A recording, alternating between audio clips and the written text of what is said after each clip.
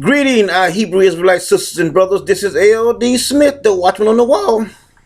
Israel, it is our Sabbath. Grab that King James. First of all, we want to wish all of our sisters and brothers all over a happy Sabbath. And that being said, I also want to give a shout out of thanks to all those that share the video. We think that by doing that, you really shows that you really have a deep concern for your sisters and brothers. You want to get them the good news. All right, now we're gonna move forward here. We have a very interesting teaching on tonight. We are going to be dealing with the Jews.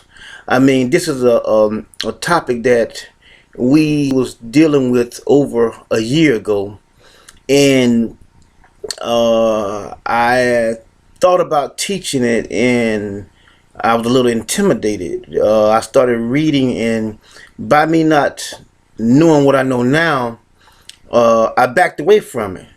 So now we're gonna show you guys tonight about the Jews, and this is only gonna be a one part of probably 4 or 5 videos that we're gonna do on the Jew and the Jews and who are the Jews and on and on. Okay, but anyway, in this teaching tonight, I want you to be very attentive. I want you to have an open mind. I want you to pay close attention to all the detail that we're going to bring out tonight in this teaching. This teaching is probably going to be a little longer than others, but I do ask you to be very attentive and to think about what you're hearing and saying. I know I always emphasize I want you to think about it, but I really want you to give it some deep thought tonight. I want you to listen to it, and if you get lost in transition somewhere, back up and then come back and start all over and get what's in it for you, because there's a lot in it. Okay. Now, that being said, we're going to be coming from the book of Ezra, Ezra, Ezra. Okay, let us look at chapter 4, verses 1. It says, "Now when the adversary of Judah and Benjamin," note, Judah and Benjamin, heard that the children of the captivity build the temple unto the Lord God of Israel. Now note, now we have 2 of the tribes here that in captivity, Judah and Benjamin. Okay, now notice now, whenever anyone goes into captivity, your oppressor always gives you a by name. Always. They don't call you who you are. They always give you a by name. But keep that in mind. Now let's go forward here. Let us stay in chapter 4 and let us jump down to verses 12. Now look what it says. Well, 11. Look what it says here. It says, "This is the copy of the letter that they sent unto him, even unto a Texia, the king, that servant, the men on this side of the river, and at such a time." And know what it says: "Be it known unto the king that the Jews which came up from thee to us are come unto Jerusalem, building the rebellious and bad city, and have set up the walls thereof, and joined the foundation." Now note what it says. Now these Jews here have went to work. All right, these Jews here went to work. Now I'm gonna show you here in the teaching tonight that these Jews are no more than skilled laborers. They are skilled laborers, and they are called Jews. Just like, let me make a scenario. Let's say that you work for General Motors. Okay, say you are master mechanic. Okay, in that facility or that factory, they have welders. Well, they used to. Now they robotic. But they used to have welders. They used to have metal finishers. They used to have carpenter gang. They used to have overhead crane operator, the ones that carry the dies from one end to the other and set them down. They had die setters, they had die spotters, they had electricians, they had master mechanics. They had all these names. They had sweepers, the one that swept the floor, that they cleaned the bathrooms. They had all these names, but yet and still they went up under one name. And that name was UAW. United Auto Worker. But all of them had different jobs, but they went up under that one name. Now, to prove to you tonight that these Jews here, just like they are coordinated just like that. All of them had their own jobs. There were skilled jobs. And they went up under the name of Jews. In other words, they were construction workers, more or less. And they all had their own jobs, sort of like Bob the Builder. You know what I mean? In some kind of context like that, they were all working in unison and sequence to get a project done. And they were called skilled laborers here in our day, but back in those days, they were called Jews. And I prove it to you. All right. Now, that being said, we're going to move to chapter 5 in Ezra, okay? Now, let's read here chapter 5. We can read verses 1, 2, 3, 4, 5, 8, 9, and 10, okay? 1, 2, 3, 4, 5, 8, 9, 10. Okay. It said, then the prophets with an S, Haggai, the prophet, and Zechariah, the son of Iddo, prophesied unto the Jews that were in Jerusalem, that was in Judah and Jerusalem, in the name of the God of Israel, even unto them. And look what it said, then rose up Zerubbabel, the son of Shealtiel, and Josiah, the son of Zoadok, and began to build the house of God, which is at Jerusalem, and with them were the prophets of God helping them. All right. Now we see here that the prophets of God were helping them, okay? Now, look what it says in 3. It says, at the same time came to them Tanel, governor on this side the river, and Shethro Bonaz and their companion, and said unto them, who hath commanded you to build this house? Now notice they're continually talking about building a structure. They're continually talking about construction, okay? Bringing together, building. And I'm going to prove to you, my sisters and brothers, that beyond a shadow of a doubt, that I am right. The Jews were skilled laborers, okay? Now let's go here a little further here.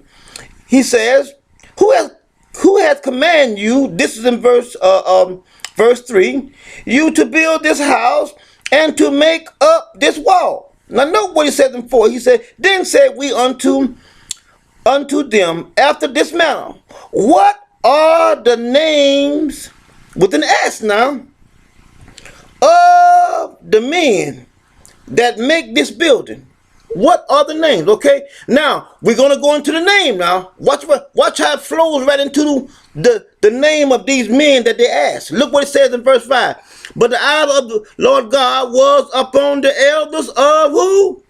The Jews, right there. I mean, it tells you there that these Jews are nothing more than skilled builders. The one that sculpture, the one that masonry, the one that did the timber, the one that laid the foundation. All of these are Jews, and they have been given that name because of the occupation that they have. Look what it says here in verse 5 of the Jews, that they could not cease them, or cause them to cease, till the matter came unto Darius, and then they returned unto answer by letter concerning this matter. Well, let's read 7 too. It said, they sent a letter unto him, wherein was written thus, unto Darius the king all peace. Be it known unto the king that we went into the province of Judah to the house of the great God. Now look what it says. Now listen closely. The great God, because there's so much in here, and if you listen to what you say, you will see exactly what I'm saying is true. He says, of the great God, which is built with great stones. Okay, now look at this right here. This tells you that you have somebody here that knows something about masonry. See, one here is dealing with stones. And look what he says, and timber. So now, see, you got somebody who's dealing with wood. It is laid in the wall. See that?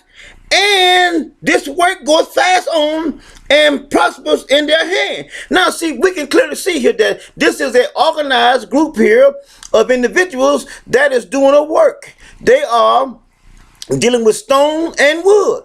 Okay, but they're working for one purpose together. They are working to build a building. These here are workers as like one is building a major skyscraper. You got all these different individuals that are doing different parts and working different components, you know, to erect this monument, if one might say. But they all are construction workers. My brothers and sisters, you have to see it. I mean, it's right here in the pages. The word Jew has nothing to do with nationality. And I'm going to prove it. It has nothing to do. The word Jew means a skilled worker, a skilled builder, a skilled sculptor, one that deals with masonry and stuff like that. Now, let's go forward here. Let us look at verses 9. All right, let's look at it. Said, then asked we those elders, saying unto them, thus, who command you to build? See, build this house and to make up these walls. We asked again, their names also. See, because if you go back over here and read 4 will tell you about the king of Cyrus. Not Cyrus, I think it's Assyria. He wanted them to not build this wall. So they didn't know who these people were. So they keep asking, inquiring. They see that this structure is going up and how it's looking. They say, well, who are these people? And not only that, what are these people's name? Not their nationality. They want to know their name. What are they called? Okay? Because of the work that they are doing. Now, let's go a little further here. Let's look at verse 10 again. He said, we asked their names also to certify thee, that we might write the names of the men that were the chief of them. Now, let's jump down here.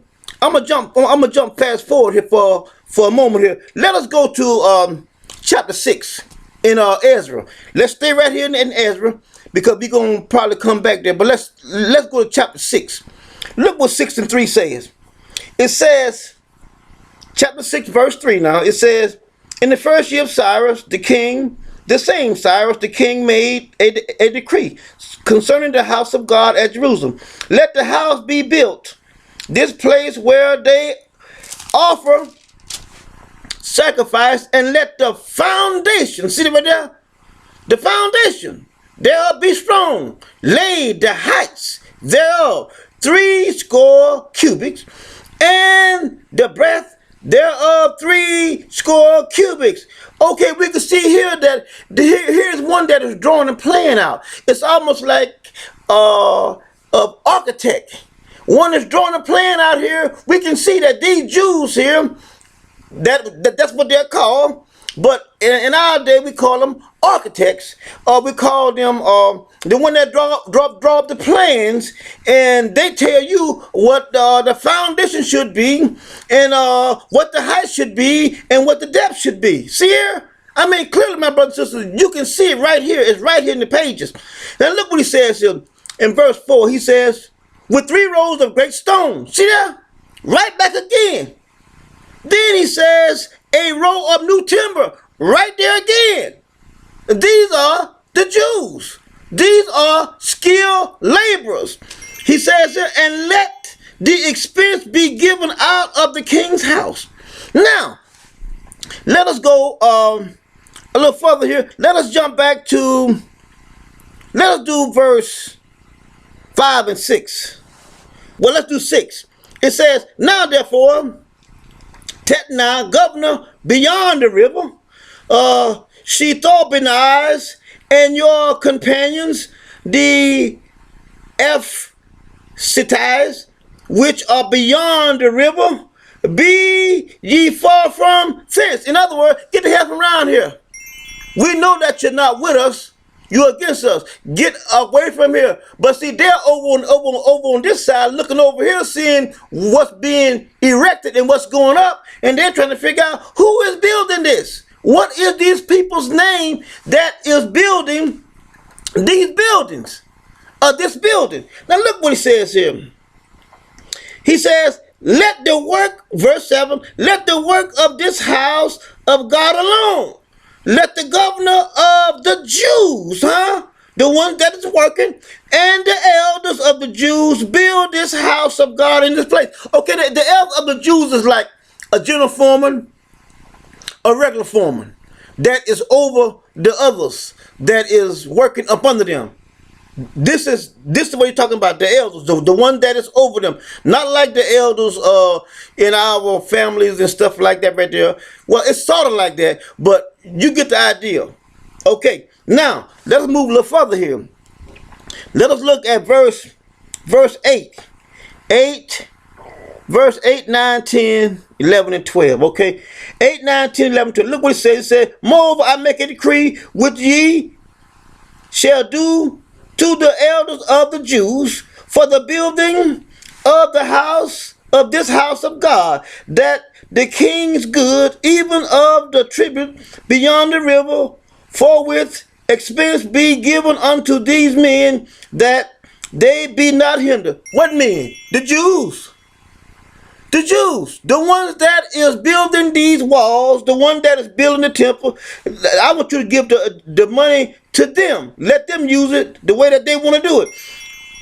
Okay, look what it says here. Verse 9, it says, and that which they have need of both young bullocks and rams. Okay, now we're getting ready for the sacrifice, and the priests and whatnot. Let us jump down to verse 10. Okay, it says, that they may offer sacrifice of sweet Savior unto the God of heaven, and pray for the life of the king and of his son. Verse 11 says,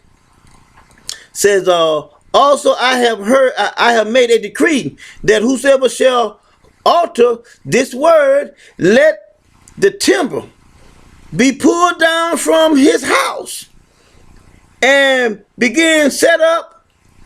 Let him be hanged thereon, and let his house be made a dunghill for this. In other words, let his house be made of shit. You can say horse shit, bullshit, chicken shit, shit. But God said, let his house be made of shit. Now, let's go a little further here.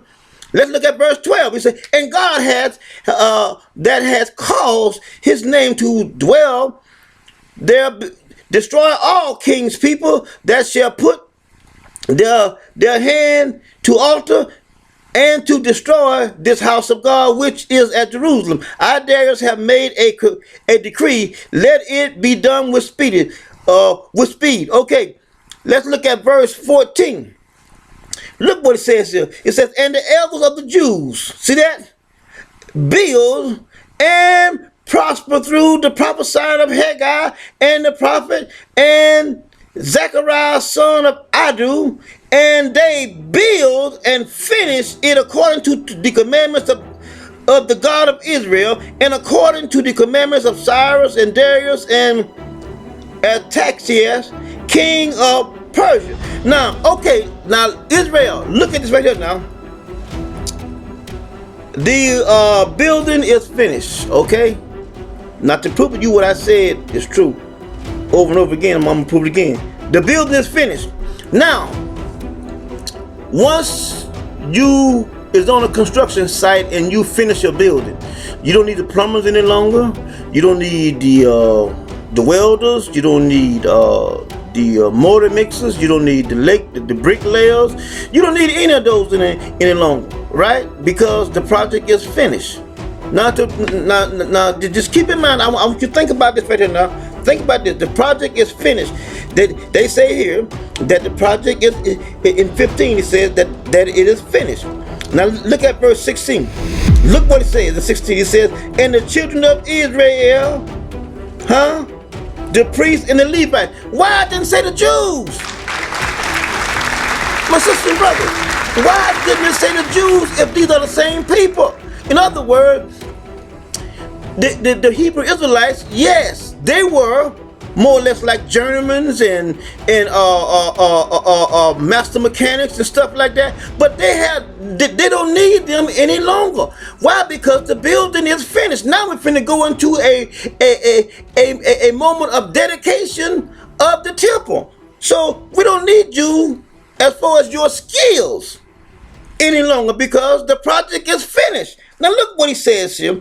He said, "And the children of Israel, the priests and the Levites and the rest of the children of the captivity kept the dedication of the house of God." Now see that? It said, "And offered at the dedication of this house of God 100 bullocks, 200 rams," and it goes on about the goats and whatnot. Now let's go to verse 18. It says, "And they set the priests in their divisions and the Levites in their courses for the service of God, which is at Jerusalem, as it is written in the book of Moses. And the children of the captivity," see that? Not the Jews, "kept the Passover upon the 14th day of the first month. For the priests and the Levites were purified together. All of them were pure, and killed the Passover for all the children of the captivity, and for their brethren, the priests, and for themselves." Why didn't it say the Jews? My sister and brother, can't you see that we're talking about two different things? But yet it's still in the light of this society in the New Testament, it talks about the Jews and the Hebrews are the same in one, and that could be further from the truth. Jews are skilled laborers, and like I say, I'm gonna keep proving it over and over. Now, he says in verse 22, he said, "And they kept the feast of the unleavened bread 7 days with joy, for the Lord had made them joyful, and turned the hearts of the kings of Assyria," see that, "their enemy unto them, to strengthen their hands in the work of the house of God, the God of Israel." Now, let us look at something here. Now, to prove to you that these Jews are no more than carpenters and skilled laborers, let's go to the New Testament. Let's go to the book of Matthew. Matthew, the 16th chapter. Watch this right here, my sisters and brothers. It's right in the pages. Matthew, the 16th chapter. Watch this right here. Matthew 16. Let's look at verse 18. All right. Look what it says. "And I say unto thee, that thou art Peter, and upon this rock I will build my church." See right there? "And the gates of hell shall not prevail against it." Then he tells him, "And I will give unto thee the keys of the kingdom of heaven, and whatsoever," see that, "thou shalt bind on earth, shall be bound in heaven, and whatsoever thou shalt loose on earth shall be loose in heaven." So in other words, Peter got control. If Peter doesn't want to let you in, sisters and brothers, you Christians, y'all can't get in. But I got one even better than this one. Let's go to Matthew 21. Watch this right here. Matthew 21, 42. Look what it says here. "Jesus said unto them, Did you never read in the scriptures the stone which the builders rejected?" See that right there? Skilled laborers. Skilled labor, the stone. He lets you know right there, the stone that the builders rejected. See that? Because Jew is nothing but a name that they given them to identify them from everybody else as skilled laborers. It's right here. It's right here. He said, did ye never read in the scriptures the stone which the builders rejected? The same is became the head of the cornerstone of the corner. And this is the Lord's doing, and it is marvelous in our eyes. Now he has become the cornerstone. Why? Because he is a builder, not a nation or your heritage. No, that is a name that was given for skilled laborers, one that build and erect. Got another one for you.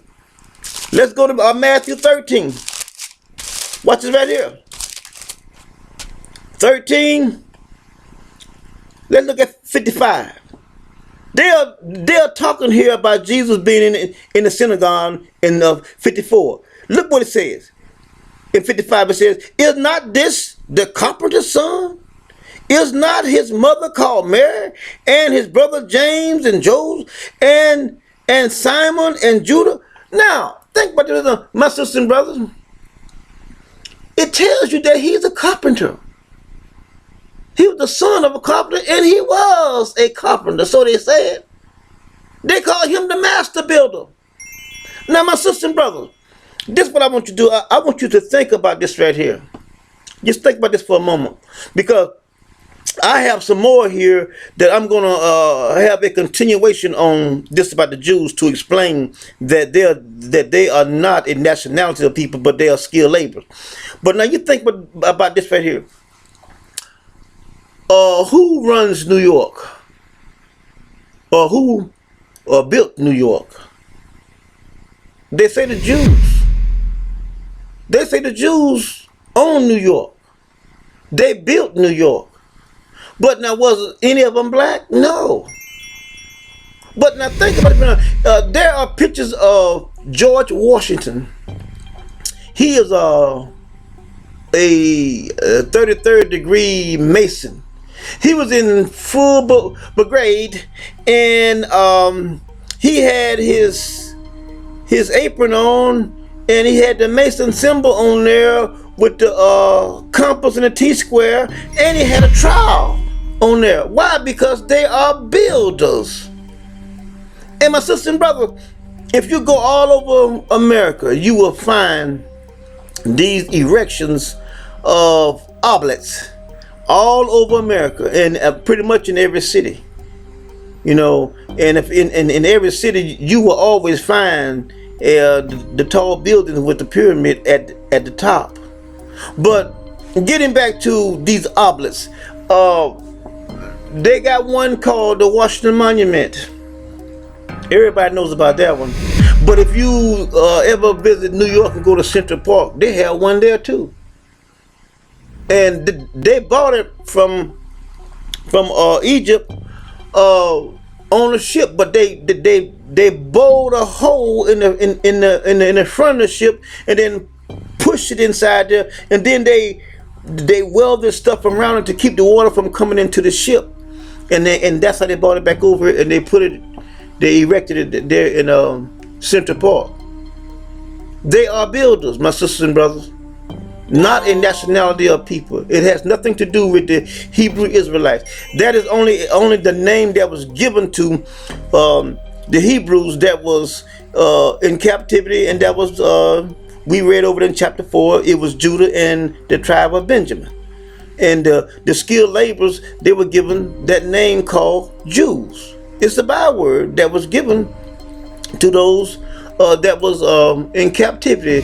It's sort of like over here that they call us niggers, they call us negroids, they call us coons, they call us possum, they call us sambo, all these names, all these bywords that they call God's people. Why? Because we are in captivity, and your oppressor always gives you a byword, nicknames, you know, and that's something that I despise now.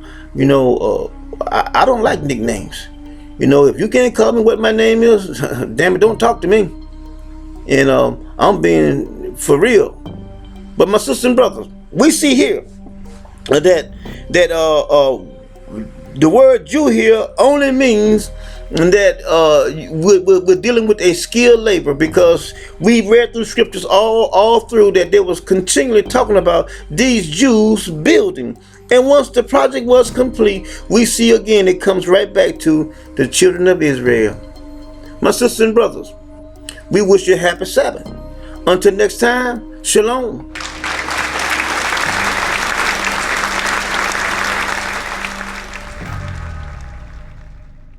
Shush. The Jews are busy working. There is a lot of foolishness that is going on right now.